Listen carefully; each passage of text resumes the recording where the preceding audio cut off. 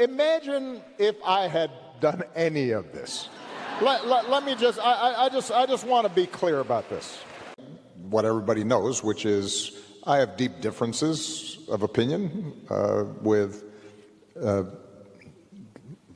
my most immediate successor, and who's now president once again. And so there are a host of policies that we could be discussing where I have strong opinions.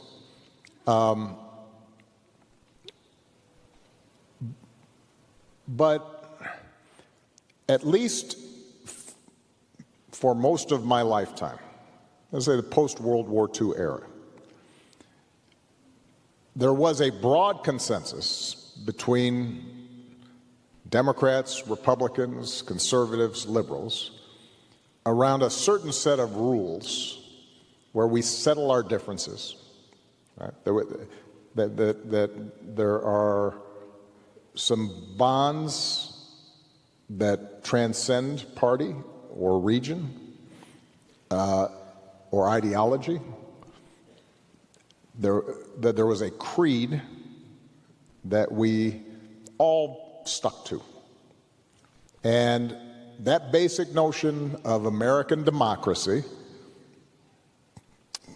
as embodied in our Constitution and our Bill of Rights, said all of us count, all of us have dignity, all of us have worth, that we're going to set up a system in which there's rule of law and separation of powers and an independent judiciary, and there are these freedoms, freedom of worship and freedom of the press, and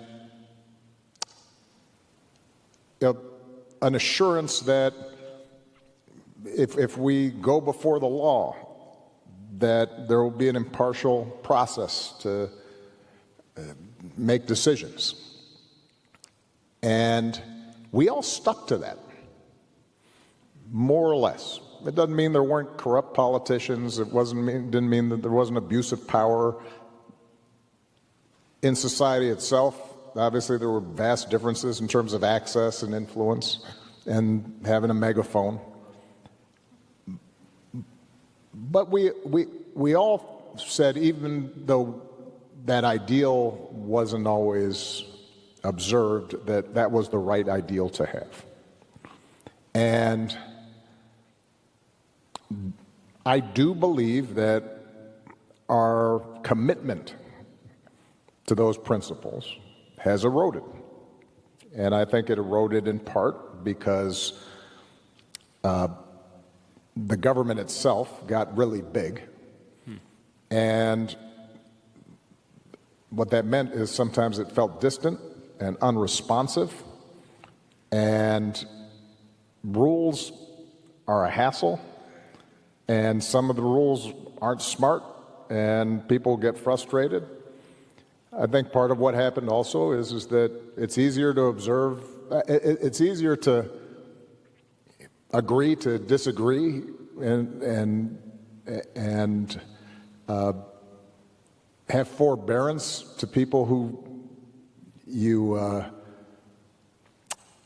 don't agree with if they all sort of look like you. There's in the United States Senate, when I got there, I was the only African American. There was one Hispanic in the United States Senate. I'm not that old, so this is fairly recently. You had a sense of how different it was by looking at the men's gym in the Senate versus the women's gym. Men's gym, really big, and old guys walking around with not wearing enough stuff.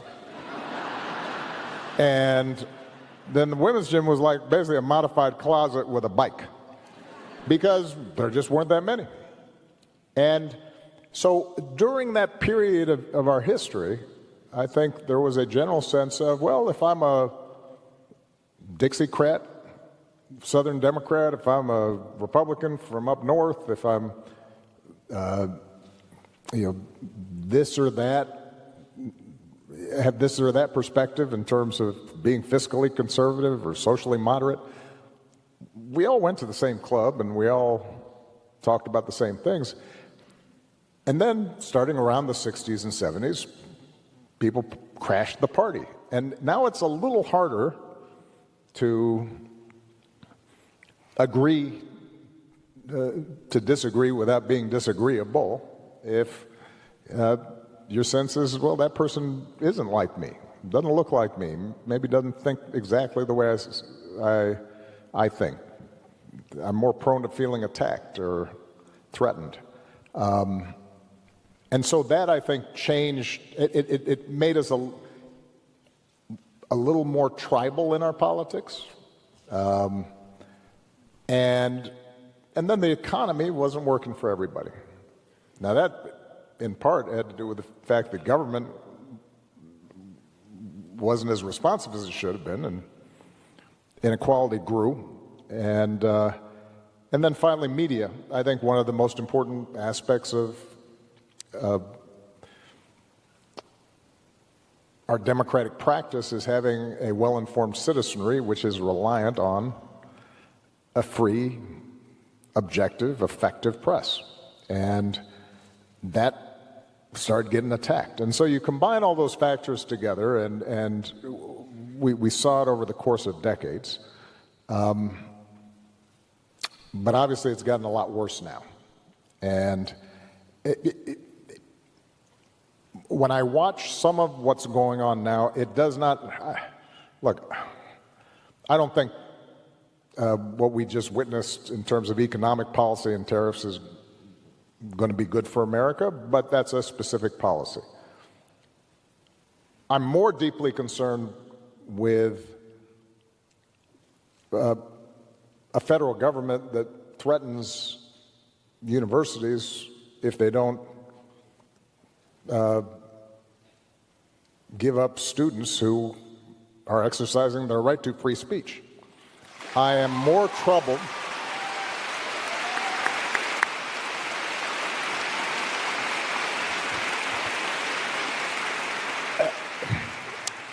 the idea that a White House can say to law firms, if you represent parties that we don't like, we're going to pull all our business or bar you from representing people effectively. That kind of behavior is contrary to the basic compact we have as Americans. Imagine if I had done any of this. Let me just, I just want to be clear about this. Imagine that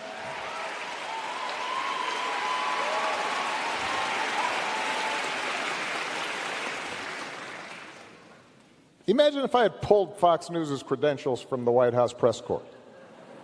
You're laughing, but no, this is what's happening. Imagine if I'd said to law firms that were representing parties that were upset with policies my administration had initiated, that you will not be allowed into government buildings.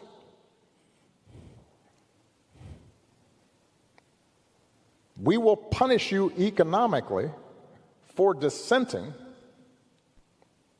from the Affordable Care Act or the Iran deal. We will ferret out students who protest against my policies.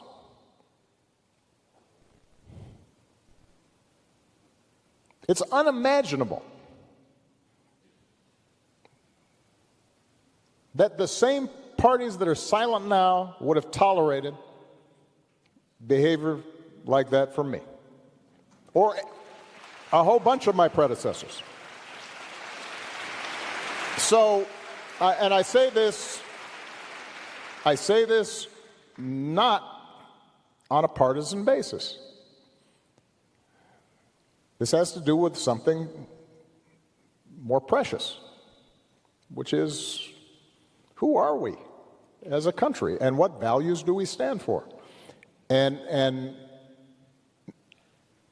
Now, this is not just an abstraction, and I think this is one of the challenges that we have. And I saw this even before the last election.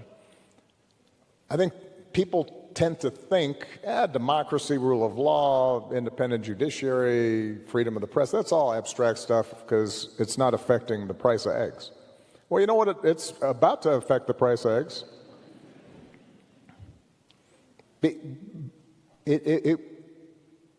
One of the things that has distinguished us in the past has been this basic idea that we are a rules-based society. What that means is that, you know what, I can support one candidate instead of another, and I don't have to worry that the police are going to come harass me or my customers. That's what happens in other places. That's what happens in Russia.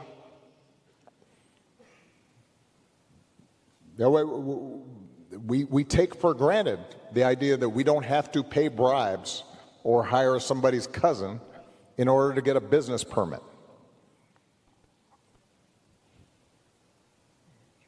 That's how we built the economy we did. That's why this place worked. And it has very concrete impacts on all of our lives. So, this is the first time I've been speaking publicly for a while. I've been watching a little bit. Yeah. Let me just close this portion of my remarks by saying it is up to all of us to fix this. It's not going to be because somebody comes and saves you. The most important office in this democracy is the citizen, the ordinary person who says, no, that's not right. And I do think one of the reasons that our commitment to democratic ideals has eroded is that we got pretty comfortable and complacent. You know, it has been easy during most of our lifetimes to say you are a progressive, or say you are for social justice, or say you're for free speech, and not have to pay a price for it. And now we're at one of those moments where, you know what, it's not enough just to say you're for something. You may actually have to do something and possibly sacrifice a little bit. So, yeah, if you're a law firm being threatened, you might have to say, okay, we will lose some business because we're going to stand for a principle. If you are a university, you may have to say, figure out, are we in fact doing things right? Have we in fact violated our own values, our own code, violated the law in some fashion? If not, and you're just being intimidated, well, you should be able to say, well, that's why we got this big endowment. You know, we'll stand up for what we believe in, and then we'll pay our researchers for a while out of that endowment, and we'll give up the extra wing or the fancy gymnasium that we can delay that for a couple of years, because, you know, academic freedom might be a little more important.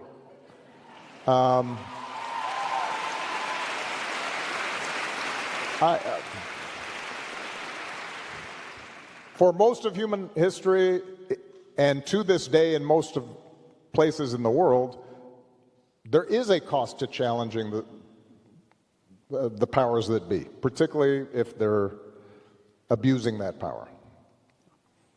And this idea, and I've noticed this among some wealthier folks who, you know, after George Floyd, they were right there, and a bunch of companies were talking about how they cared about diversity and they wanted to do this and they were all for that. And they are mute right now. But what that tells me is it was okay when it was cool and trendy. And when it's not, not so much. And that, I think, is what we have to, each of us has to examine in our own hearts. Is all right, we say we're for equality. Are we willing to fight for it? Are we going to risk something for it? We say that we're for rule of law. Are we going to stick to that when it's tough, not when it's easy?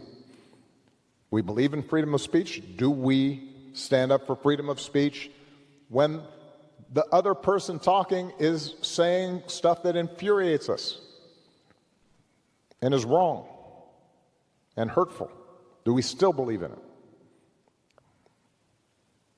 And that, for university students, for your generation, I think that's important, because part of how we got confused around some of these issues is that those who claimed to be fighting on behalf of social justice and freedom of speech and equality, sometimes we didn't observe it ourselves. I'm glad to hear that on campus here you focus on what Common Ground Initiative. I have been absolutely clear throughout my presidency, post-presidency, the idea of canceling a speaker who comes to your campus, trying to shout them down and not letting them speak, even if I find their ideas obnoxious, well, not only is that not what universities should be about, that's not what America should be about. You let them speak and then you tell them why they're wrong. That's how you win the argument.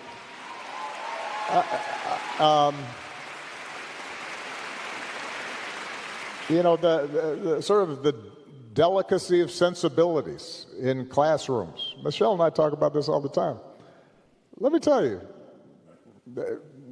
you will deal with people in the world who don't like you and say mean things about you. You better get used to it.